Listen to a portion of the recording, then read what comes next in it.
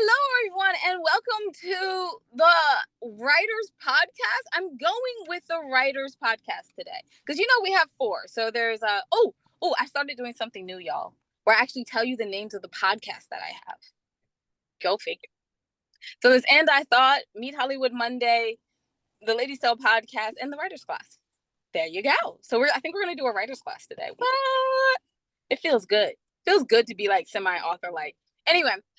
I'm Winona, and I'm one half of the And I Thought ladies. And high five to me for remember to introduce myself. Oh, wait. In the dance. Okay, now I'm done. It looks better than it did yesterday, though. So much better. Yesterday it looked like I was punching myself in the right and the left cheek. Oh. Okay, now I'm going to be professional, y'all, because we have a professional in the building. So I'm one half of the author group that wrote And I Thought Divorce Was Bad, If Only I Were Me, a memoir in verse, Foreign Coffee, Widow's Web, Widow's Debt. I'm missing one. And I Thought Being Grown Up Was Easy? Yes. And I Thought Being Grown Up Was Easy. That's the one I was missing. And you can get those 6 audiobooks wherever audiobooks are sold. And now, if you've been here for a while listening to the Writers Class, what comes next. You can find the rest of the 17 books. Yeah, we're too cheap to make them audiobooks. I'm joking. On www.andithoughtLadies.com. Guess what, y'all? I got co-host today. I said I was professional. All right, my co-host today is Tanya Todd, otherwise known as the lady who makes sure we play it in the rules. Tanya, would you like to introduce yourself? Well, meow, thank you for bringing me back again. And I have to say, I know you have audiobooks because I have listened to them. I'm sorry for that. Yeah, would you like a whole 50 cents refund? Stop. I loved them. My name is Tanya Todd. I'm an author, actress, activist, and a co-host of Femme on Podcast and occasional co-host here. Awesome. Okay, I love you on Film On Podcast, by the way. Like, you're so cool. I'm like, one day I'm going to be like her. And then, y'all, I have another guest co-host today because book knowledge is necessary, not just regular research knowledge or movie knowledge or entertainment knowledge, but actual book knowledge. So we have Jen Graybill. Jen, would you like to introduce yourself? Sure. Hi, everyone. I am Jen Graybill. I am a creativity coach. I've been working with authors for about 10 years. I've edited somewhere in the neighborhood of 250 books, and I absolutely love talking about story and talking about books and the publishing industry. Awesome. Thank you. See, I told you book knowledge. And I have about 50 more things to say about myself. I said 15, but I meant 50. But I'm not going to say them because you're not here to hear about me, which is such a shame. Look at this bow. You want to hear the story. You do.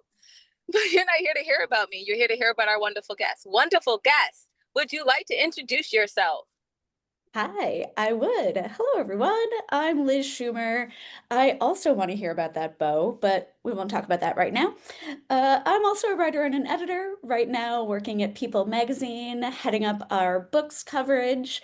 And I'm also a writing coach. So, Jen, we're in good company. I do coaching with the New York Writing Room, which is also a New York branch of the Detroit Writing Room. So, that is my other professional hat, so to speak. And I'm also the dog mom of a Brindle pit bull named Jerry, who I can barely go 30 seconds without mentioning, which I have just proved to all of you. So, happy to be here. Oh my goodness, the pit bull is so cute. It is so cute. Okay. And honestly, I did reference it a few times. Not exactly the most professional person in the world, but so I'm going to say, my God, People Magazine. Okay, there we go. I feel like I did it right. I'm over this moment. Yes. So okay, first of all, how do you keep all those hats on your head? Do you just have a hat rack at home of responsibility? How do you Pretty much. I mean, I like to say that my brain is, well, a little spicy, so I cannot keep it on one track anyway, so I don't try. When I get distracted with my personal book writing, then I can hop on over to my professional editing. When I get distracted with that and I just can't focus, then I can go and coach somebody else on their book writing, and around in a circle it goes. I also live and die by my bullet journal because I am that kind of millennial white girl. So here we are. Oh yeah, that's amazing. Ooh, I we feel have to so do immediately that. bonded with you, Liz. We're already best friends, right? Already best friends. Already Yeah. best friends. I have my bullet journal beside me. And when I saw that you were a book coach, I was like, I need to be her friend. Yeah. Well, here we are. There we go. Mission accomplished. Okay, so you guys, you notice I am in a car and I'm about to run into a place with not great reception. So I'm handing it over to Jen and Tanya, and whoever speaks first, well, they're the ones who get to keep it rolling. Oh, so professional! I'm giving myself a thumbs up for that. I like how Jen doesn't talk on purpose. I It's a saw game you. of chicken. Well, Jen and I often collaborate, and we just recently did an event where I was the moderator. So maybe we'll just shift into that gear, right, Jen? Mm-hmm. We're a good team, so let's do it. So I want to start. I am also a multi-hyphenate, and I'm going to be mean and ask you a question that people often ask me. Like, since you do wear so many hats, or as I like to call them, tiaras, if you had to choose one to define yourself, which would it be and why? Oh, that is mean, but I'm going to steal that tiara's line as a consolation prize. So, oh, I think if I had to choose one, I'd have to say it would be the book writing because ever since I was, a little thing trying to, write stories in the church hymn book while I was supposed to be paying attention, that's what I wanted to do. So that's always been my heart. And the rest of it kind of grew out of my love of books. Although, if I'd have to give up reading books as part of that, that would be a problem because I can't not do that. So, ooh, I'm waffling on this question, but I think it would have to be the But you book would read writing. books for your personal use, That's not for your true. profession, right? We're talking about professional Yeah. heroes, not Mm-hmm. not entertainment. That is still an option that human beings have, isn't it? It Yeah. is. Yeah. And I would argue that to be a good book writer, you need to be a reader. Oh, I totally agree. I So it's don't all part understand of it. writers. You can Yeah. keep the reading because it's a part of that one that you chose. I love it. I love it. No, any writer who doesn't also read, I don't understand how that's possible. I've always got, 3 to 5 books going at any given time. So big book girl over here. Does listening count? Oh Or yeah, as a writer? Okay, Absolutely absolutely. cool. counts. Absolutely. 100%. Audiobooks totally count as reading books. Yeah. So, Very much Liz, I so. wanted to ask you, since you mentioned that you have always been a book girly, you started professionally more on the social media side and doing marketing. So how did you make that leap into making books part of your job? I kind of fell into it, to be honest with you. I got my MFA, which is, my nerdy little excuse to read books and get a piece of paper saying I have a diploma in it. And I was always looking for a way to get into books professionally. So I started working at Women's Day and Good Housekeeping and Prevention magazines. At the same time, it was one staff for all three. That has since changed. And the woman who was heading up book coverage left the company. So I went over to her desk and, with her permission, after she'd already left, took all of the books that she had been covering and put them on my desk. Then I took all of the business cards of her contacts and put them on top. And I just told my boss, hey, look, I'm happy to take on the book coverage if you need someone to do it. And funny thing about bosses is they will never tell you no if you offer to do additional work for free. So I started out that way, and eventually, the free fun stuff started taking over and became my full-time thing. So, a little hostile takeover never hurt anybody, right? Living the dream. I'd like Yeah. to jump in here for 1 second and ask Okay. one question that's definitely off par, y'all, because that's who I am. What is your writer snack? Ooh, I'm a Cheez-Its person. Extra toasty Cheez-Its. Yes. Yep. Okay, Yep. I Absolutely. asked because Extra toasty. I'm currently writing and I'm trying to figure out what snack because right now I have a buffet and I'm like, I need to focus so I can focus on my work. So Mm. Cheez Its extra toasted. I'm gonna give that one a try.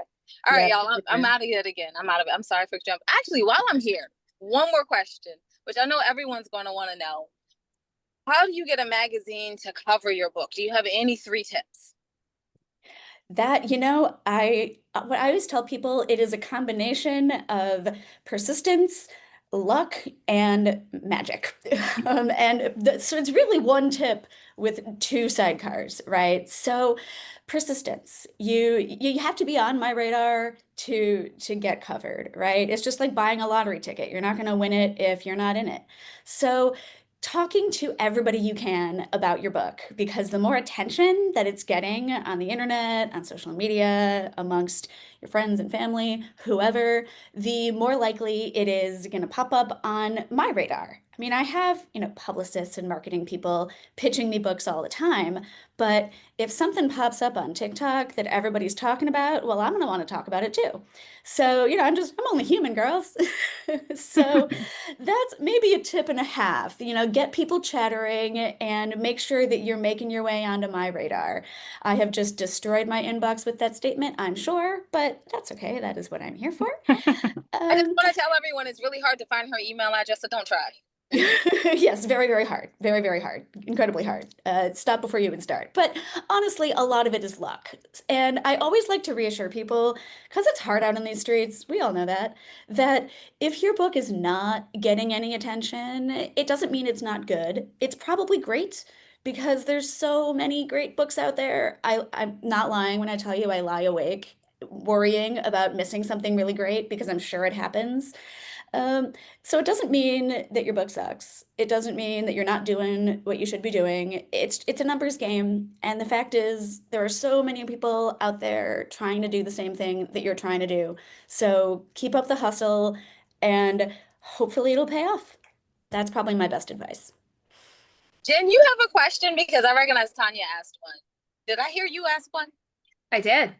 Oh, okay. You snuck that That's in. all right. Sorry. I always have another question though. I always have another question. Y'all go for it.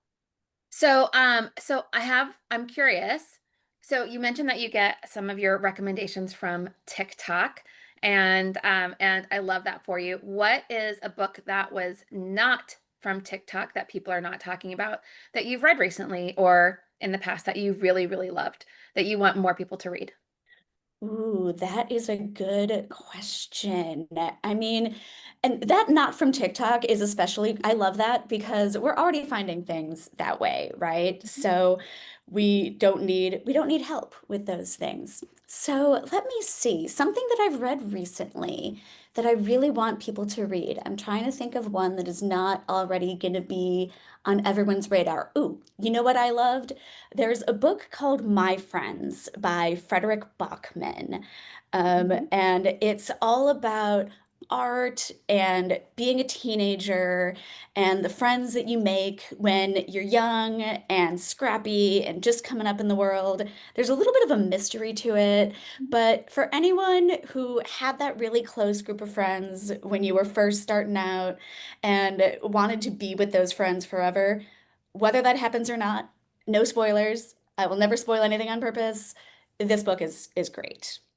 It'll make you want to call your girls or your guys or your theys or whoever. So that's probably the one. That's it. Oh, Yeah. nice. Okay. I've written that down. Thank you. Yeah, Oh, same. good.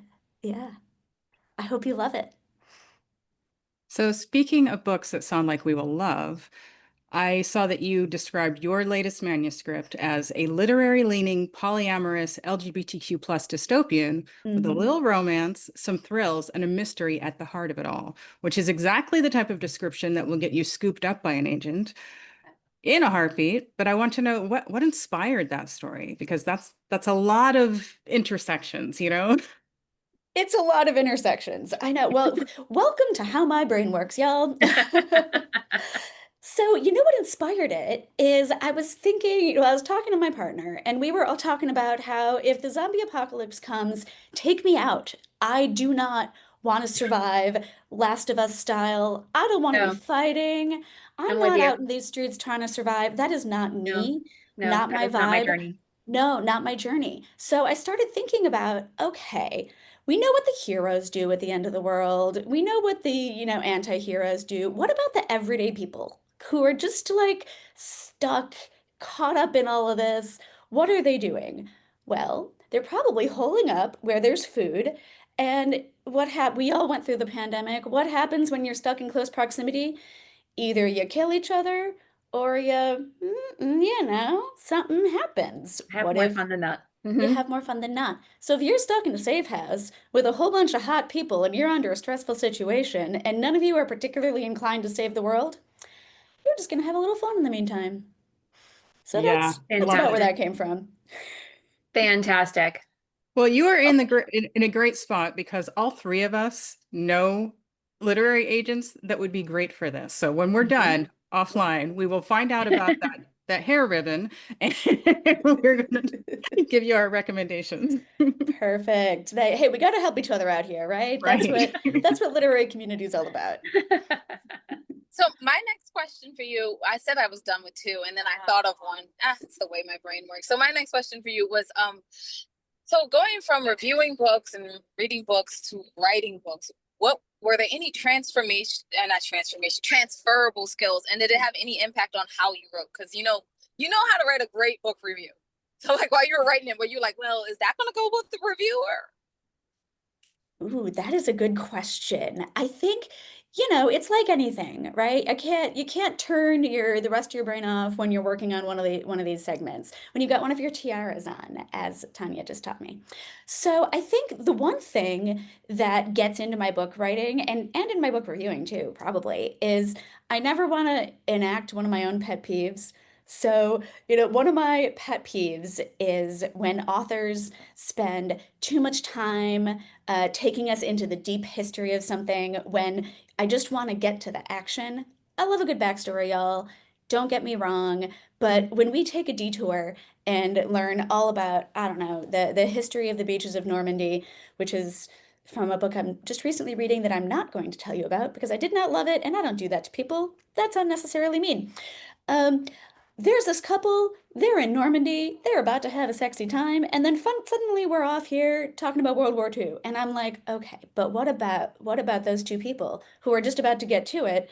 And then we're 4 pages into so I don't like detours like that. So in my writing, I don't take them. I just get to the good stuff and then get out of there. And if people want a detour, well, there are plenty of other books. Oh, God, I love that Excellent. answer. And now I'm gonna have to reread everything I just wrote. Thanks for that. There goes the editing of the first like 51 pages. All right, I think each of them have one or two more questions, and then we're done. I promise. Great. Okay, I'm going to give Tanya the last question because she always has great ones. Sorry, not to put pressure on you, Tanya. Right. But so as somebody who coaches authors and talks to a lot of authors and interacts with a lot of authors, what type of advice would you give to authors? One piece that would be about the writing, one piece that would be about the publishing, and then one piece that would be about the marketing. Ooh, so my advice about the writing is to just do it. I mean, I'm sure you run into this with your clients all the time, Jen, but it's so easy to get up in your own head. And I'm sure, everyone on this call can sympathize with this, that you get so stuck in here that you don't get it out here where the readers are. So Yeah. that's my biggest advice for writers is just Yeah. get it out onto the page, and then the editors can take it from there. Yeah. What were the other two? Number two was about the publishing process. Folks have the option if they want to do self-publishing, if they want to do a traditional publishing contract. There's a lot of options that are out there for folks. So, Yeah. so what would you recommend for folks as they are thinking about the decision they want to make? Yeah. So I always, when I'm coaching people as well through the decision, through the process, I always advise people to think about your tolerance for rejection and your ability to sustain hope and that tolerance for an extended period of time. Because as anyone who's gone through the traditional publishing pipeline knows, it is a ride and it takes a minute. And you're going to hear a whole lot of no's before you get to yes. And not everybody has that constitution. And True. that's fine. If it's not for you, like you said, Jen, you've got other avenues that are faster and kinder, gentler, and can still lead to readers, depending on, well, that magic factor that I mentioned before. Yeah. And then for marketing, I think the most important book marketing tip that I always have is make sure that your positioning matches your book. I mean, Tanya, I love the covers that you have behind you because they're so bright and colorful and make me want to pick them up and read the backs right immediately. So if your book is, I don't know, a dark, twisty mystery, You're Mhm. not going to want your marketing campaign to be happy and sparkly like the books behind Tanya. You want it to match the mood of your book.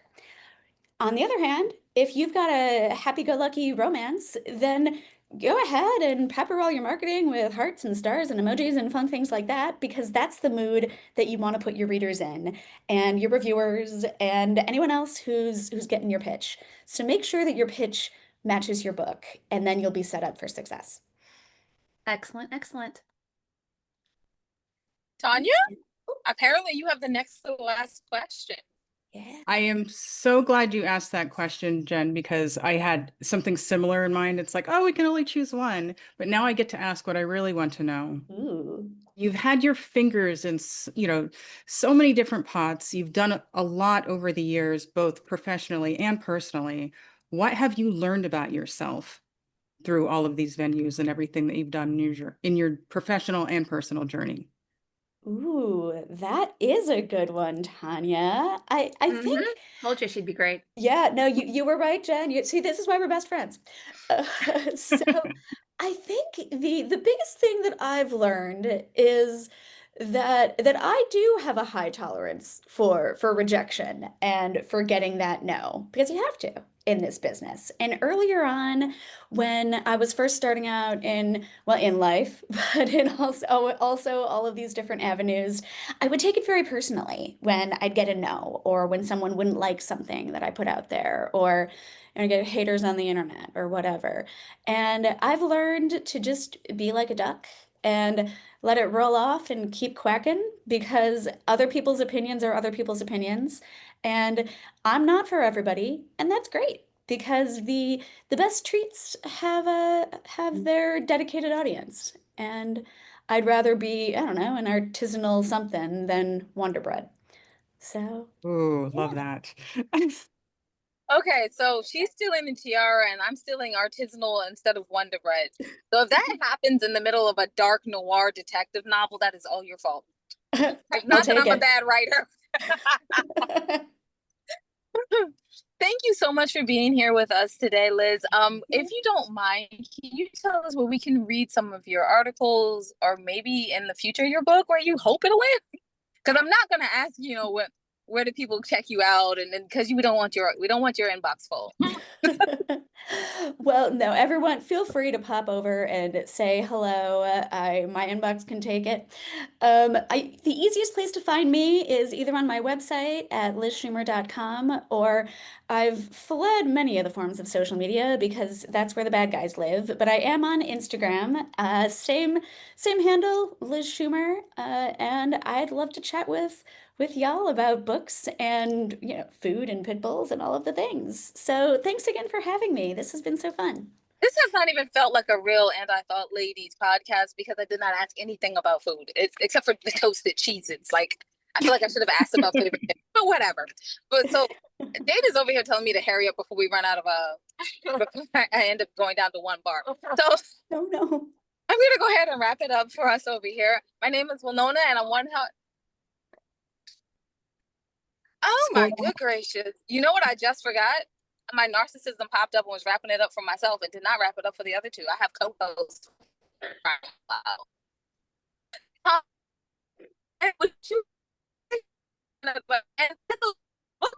you know, perfect covers. So I'm not hearing her, I'm not Jen. hearing you. Oh no. Why don't you tell everyone where they can find you and support your work, Jen? So I can be found at jengraybeal.com. That's where you can learn more about coaching and workshops and all those kinds of great things. And you can follow me online. I am Jen the Editor on Instagram and Threads and Blue Sky. And I am on Instagram at Ms. Tanya Todd. My website is mstanyatodd.com. Follow my newsletter to find out all the things that I'm doing. Okay, now I can wrap it up for me. I'm Winona. I'm one half of the And I Thought Ladies. You can find out everything your ladies are up to at www.andithoughtLadies.com. We have a new website where I put up a few things that I didn't want the world to know, but now I'm not taking them down. So you have to do some searching to find that one. Ha ha. While you're there, go down to the bottom of the page and see the charities that we proudly support. We ask that you support them too. Remember, it does not have to be monetary. It could be actions like getting your hands dirty and actually building an orphanage in Ethiopia, or it could be just sharing some knowledge that they need to know. But either way, remember that wisdom is all around you if you're open to finding it and accepting it. So peace and love, you guys, from Wilnona and Jade, who's beside me chewing wonderful gum, and now I'm just jealous of it.